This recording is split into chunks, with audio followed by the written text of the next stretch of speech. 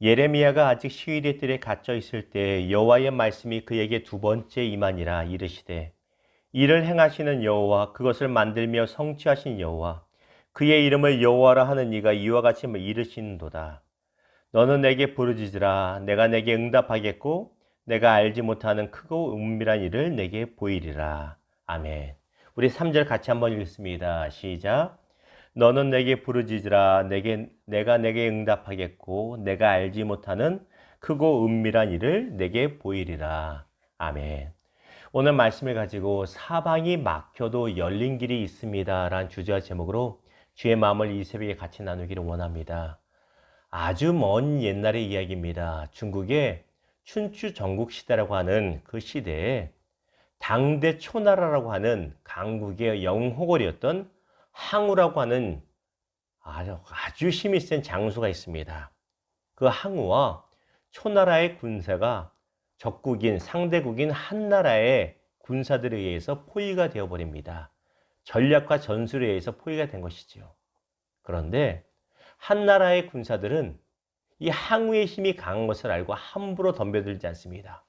포위에 넣고도 공격하지 않고 어떤 전략을 쓰냐면 매일 밤마다 노래를 부르는데 어떤 노래냐면 한나라의 노래가 아니라 포위되어 있는 항우와 초나라 군사들의 마음을 울리는 초나라의 노래를 크게 구슬프게 불러댑니다. 이쪽에서도 저쪽에서도 사방에서 초나라의 노래만 매일 밤 들려듭니다. 그 결과 고향 가고 싶어 탈려가고 무서워서 탈려가고 결국 초나라의 항우는 전투에서 크게 패배를 하게 됩니다. 이 이야기가 바로 우리가 잘 아는 사자성어인 사면초가의 유래가 됩니다. 사면이 초나라의 노래로 둘러싸여 있다는 것이죠. 이 사면초가의 본뜻이 무엇입니까? 아무에게도 도움을 받을 수 없고 마음이 극도로 외로운 상태, 절망스러운 상태가 바로 사면초가라는 것입니다. 그런데 성도는 다릅니다. 성도의 상가인데도 이런 사면초가 같은 상황이 있지만 이러할 때 하늘을 바라보고 하나님 바라보고 힘내시기를, 돌파해내시기를 주님의 이름으로 축원합니다. 이것이 바로 성도라는 것이죠. 자, 오늘 본문을 보면 하나님의 말씀을 그대로 전하던 예레미야는 시디기야 왕과 지도자들에게 의해 미움을 받아서 시위대, 지금으로 말하면 무엇이라 말할까요? 경호실장이 다스리는 감옥이라고 할까요? 시위대 뜰 안에 갇혀 있습니다. 전에 갇혔는데 여전히 갇혀 있다고 말합니다. 그런데 그 예레미야에게 하나님의 말씀이 두 번째 임하였다고 오늘 1절이 말하고 있습니다. 이것이 무엇을 뜻하냐면 두 가지를 볼 수 있습니다.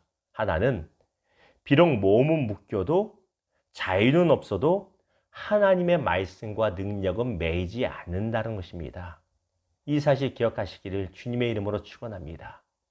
우리의 자유가 없고 우리의 몸이 불편해도 하나님의 말씀과 능력은 매이지 않는다는 것입니다. 그리고 중요한 두 번째가 있습니다. 두 번째는 눈에 보이는 사방이 다 막혔을지라도 기도는 매이지 않는다라는 것입니다. 이게 중요합니다. 여러분께 질문 드려봅니다. 우리의 하나님이 어떤 분이라고 오늘 말씀에 말하고 있습니까? 바로 2절을 보면 이렇게 말하죠. 이를 행하시는 여호와, 그것을 만들며 성취하신 여호와. 하나님은 일을 계획하시고 이루어 가시고 완성해내시는 그런 능력의 하나님이라고 말씀하고 계십니다. 이 하나님이 저와 여러분의 하나님 되십니다. 그런데 이 능력의 하나님이 우리에게 무엇을 요구하세요? 3절 보십시오. 너는 내게 부르짖으라. 내가 내게 응답하겠고 내가 알지 못하는 크고 은밀한 일을 내게 보이리라. 야, 사방이 가로막혀 답답하고 답이 없는 것 같은데 내가 답을 보여줄 거야. 나는 그렇게 할 수 있어.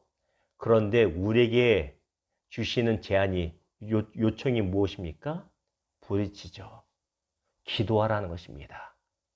사방에 답이 없다고 사면초가 같은 상황에서도 기도하라는 것입니다. 왜? 하늘이 열려있기 때문입니다. 여러분, 우리가 모세를 잘 압니다. 모세는 자신의 민족인 이스라엘 민족 히브리인을 참 사랑하고 구원하고자 했습니다. 그런데 젊은 시절 모세가 가장 크게 잘못한 것이 무엇입니까? 사람을 때려 죽인 것입니다. 근데 단순히 사람 때려 죽인 것은 눈에 보이는 것이고 그것이 아니라 진짜 큰 잘못이 무엇인지 아세요? 출애굽기 2장 12절에 이렇게 말합니다. 좌우를 살피어 사람이 없으므로 모세가 사람을 죽이기 전에 좌우를 살폈다고 말해요. 눈에 보이는 것을 보고 사람이 없으므로 내 멋대로 했습니다. 반쯤 신앙인이라 그렇습니다. 진짜 신앙인은 좌우만 살필 뿐만 아니라 이것도 중요하지만 하늘을 바라본다는 것이에요. 하늘을 바라보고 기도하고 하나님의 뜻인지 아닌지를 구해야 됐다는 것입니다. 그게 모세의 가장 큰 잘못이고 실수였습니다. 그런데 40년 후를 보십시오. 40년 후에 모세가 홍해 앞에 이스라엘 백성들과 진짜 사면초가 있을 때는 그는 하늘을 바라봅니다. 그리고 부르짖고 기도합니다. 그로 인하여 모세는 승리를 누릴 수가 있었다는 것입니다. 이 역사가 우리 가운데 있기를 주님의 이름으로 축원합니다. 말씀을 맺겠습니다. 김석규님의 복음성가 중에 눈을 들어 하늘을 바라보세요 라는 하늘을 쳐다보세요인가 이런 복음성가가 있습니다. 가사가 이렇습니다. 사방이 가로막혀 절망하나요? 눈을 들어 하늘을 쳐다보세요. 당신을 사랑하는 하나님께서 해결해 주실 것이에요. 아무것도 염려하지 말고 오직 모든 일에 기도와 간구로 너희 구할 것을 감사함으로 하나님께 아뢰라. 당신이 이 말씀을 믿는다면 모든 것 하나님께 맡기세요.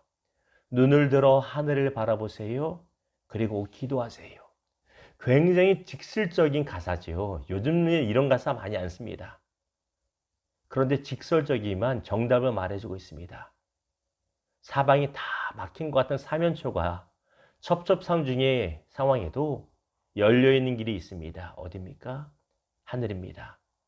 하나님께 기도는 막히지 않습니다. 사방이 막혀도 하늘은 막히지 않으니 하나님은 막히지 않으니 기도하십시오. 기도함으로 승리하는 저와 여러분 되기를 주님의 이름으로 축원합니다. 기도하겠습니다.